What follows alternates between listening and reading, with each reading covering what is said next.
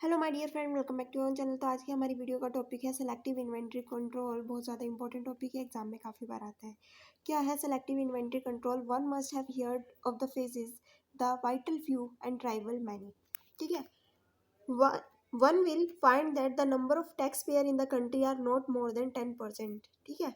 One would find that in a multi-product company that 10% of the product contribute 90% of the sale or 75% of the total profit। इसमें कहा गया कि अगर हम एक कंट्री की बात करते हैं तो कंट्री में अगर टैक्स पेयर की बात करते हैं तो कुछ ऐसे 10% ही लोग हैं जो क्या करते हैं, टैक्स एक्चुअली में पे करते हैं। ठीक है। और ह्यूज अमाउंट में पे करते हैं। ठीक है। अब यहाँ पे कहा गया कि अगर हम एक मल्टी प्रोडक्ट कंपनी का एग्जांपल लेते हैं तो मल्टी प्रोडक्ट कंपनी में बहुत सारे प्रोडक्ट होते हैं, बहुत सारे प्रोडक्ट होते हैं, लेकिन 10% ऐसे प्रोडक्ट होते हैं जिसकी बहुत ज़्यादा डिमांड होती है, जिसकी 90% सेल होती है। एक फर्म के अंदर बहुत सारे प्रोडक्ट है, लेकिन 10% ऐसे डेली नेचर की प्रोडक्ट है जो डेली यूज़ में आते हैं, हर कोई उनको लेता है। तो 10% ऐसे प्रोडक्ट है जिनकी 90% सेल है, जिसकी 90% सेल होगी। ठीक है। उसमें प्रॉफिट भी ज़्यादा होगा, और इसमें प्रॉफिट कितना है, 75% टोटल ये क्या करते हैं, प्रॉफिट कॉन्ट्रीब्यूट करते हैं।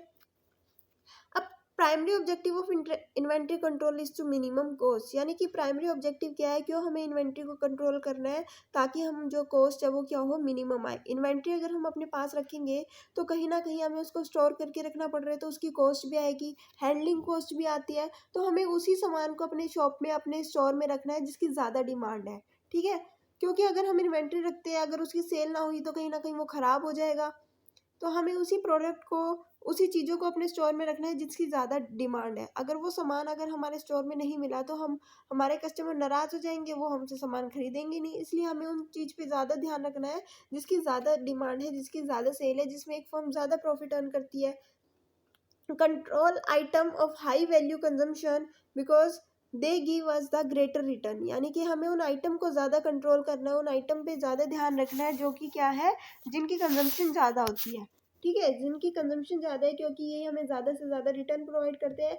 Not to care much for the low consumption value item because the return are low. हमें उन चीज़ों पे ध्यान नहीं देना जिनकी जो कंजम्पशन है वो कम है, जिनको ज़्यादातर लोग कंज्यूम नहीं करते। हमें उन चीज़ों पे ध्यान नहीं देना, हमें उन चीज़ पे ध्यान देना है जिसकी ज़्यादा डिमांड है, जिसकी ज़्यादा कंजम्पशन है, क्योंकि जहाँ पे ज़्यादा डिमांड है, ज़्यादा कंजम्पशन है, वहाँ पे हमें अच्छा खासा रिटर्न मिलेगा। लेकिन जहाँ पे क्या है, लो कंजम्पशन है जिन आइटम की, वहाँ पे हमें क्या है, रिटर्न भी लो मिलेगा। Most commonly adopted technique of selective inventory control is ABC classification, यानी कि इस कंसेप्ट को समझने के लिए एक नया टॉपिक हम इसमें समझते हैं जो है एबीसी क्लासिफिकेशन। इसके ज़रिए हम इस टॉपिक को अच्छे से समझ पाएंगे कि होता क्या है, किससे, एबीसी एनालिसिस से, एबीसी क्लासिफिकेशन का हम यूज़ करते हैं इसको समझने के लिए। यानी कि एक मल्टी प्रोडक्ट स्टोर है जिसमें 10% आइटम ऐसी है जिसकी टोटल कंजम्पशन 80% होती है, 20% ऐसी आइटम है जिसको 15% कंज्यूम किया जाता है, और 70% ऐसी आइटम है जिसकी कंजम्पशन सिर्फ 5% है। ठीक है। जिसको ज़्यादा कंज्यूम नहीं किया जा रहा। Small number of high consumption item are called A item, यानी कि है तो कम, है तो सिर्फ 10% ऐसी आइटम, लेकिन इनकी कंजम्पशन क्या होती है, 80% होती है। तो इनको हम बोलते हैं ए आइटम। ए आइटम में वो आइटम आती है जिनकी कंजम्पशन ज़्यादा है। ठीक है। बी आइटम में वो आती है जिनकी मीडियम कंजम्पशन है। ठीक है। ना ही तो ज़्यादा कंजम्पशन है, ना ही कम कंजम्पशन है। उसके बाद आती है हमारी सी लेवल आइटम। सी लेवल आइटम ऐसी होती है जिसकी कंजम्पशन क्या है, कम है, लो कंजम्पशन है।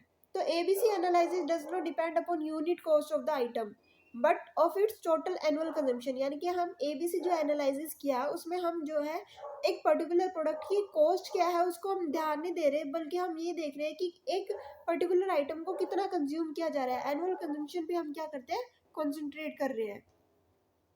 It has been stated that the time, efforts and expenses involved in controlling A item will give return which is higher than those available from controlling C item। इसलिए ये कहा गया है कि हमें A आइटम वाली चीज़ों पे ज़्यादा ध्यान देना चाहिए, क्योंकि ये हमें ज़्यादा रिटर्न देगी एज कम्पेयर टू B और C आइटम। ठीक है। ये था हमारा selective inventory control. I hope कि आपको समझ में आ गया होगा। इसको हम अच्छे से समझते हैं, एबीसी एनालिसिस का यूज़ करके एग्जाम पॉइंट ऑफ व्यू से बहुत ज़्यादा इंपॉर्टेंट है। वीडियो अच्छी लगी तो लाइक शेयर सब्सक्राइब करना मत भूलना। Thanks for watching.